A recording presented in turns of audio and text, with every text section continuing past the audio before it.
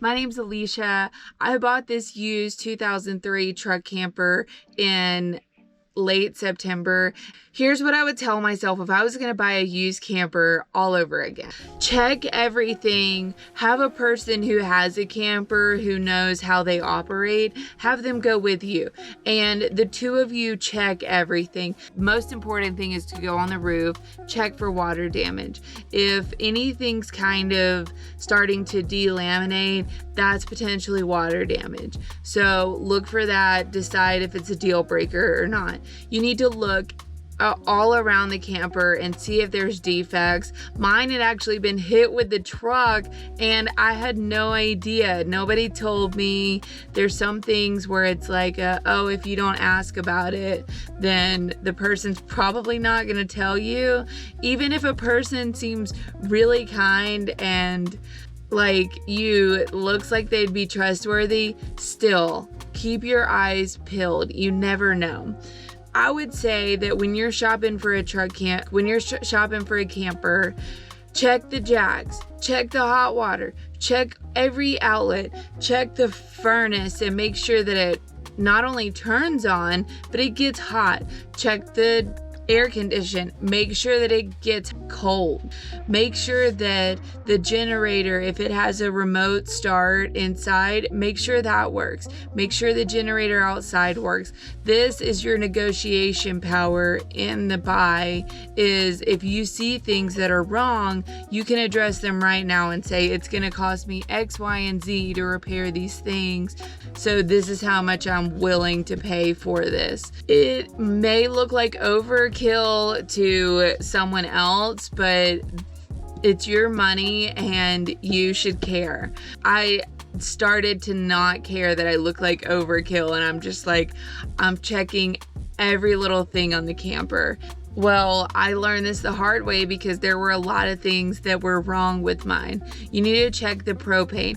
Make sure that the propane tank is still certified. Make sure that the hose is like that you don't smell propane and there's no propane leak. Make sure that the black tank, that the jackknifes go down all the way. It's really difficult when it's your first camper because you're not really sure about everything, but that's why I'm saying have someone go with you. Check and make sure the hot water works. Check and make sure the shower works.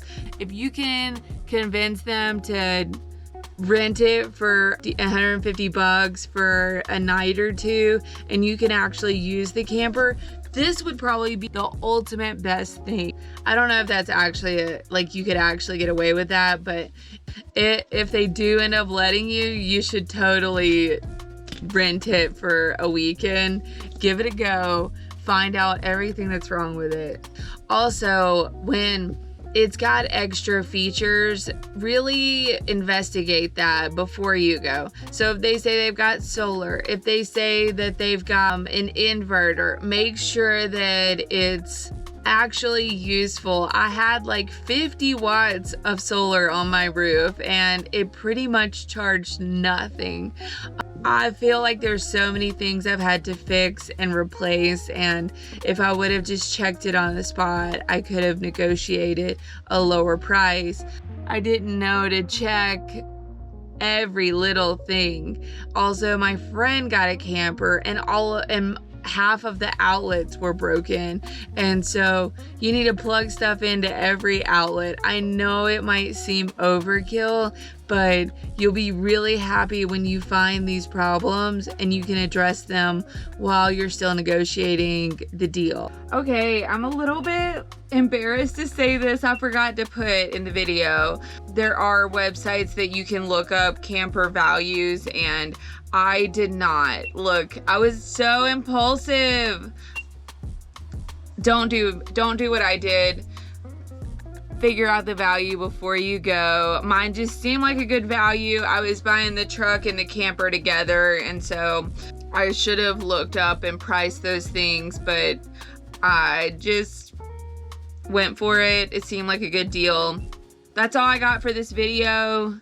Good luck camper shopping. The last thing I wanted to say was, if something doesn't feel right, don't pull the trigger. There's always going to be other deals out there, and don't pressure yourself into getting something that you don't want to get. And if you need some time to think about it and you're not ready in that moment, and they're like, well, we're going to sell it to the next person, then maybe they should sell it to the next person, because there's going to be another deal that's going to come out there, and it's a lot of money to spend to just get pressured into it. I never do pressured buys.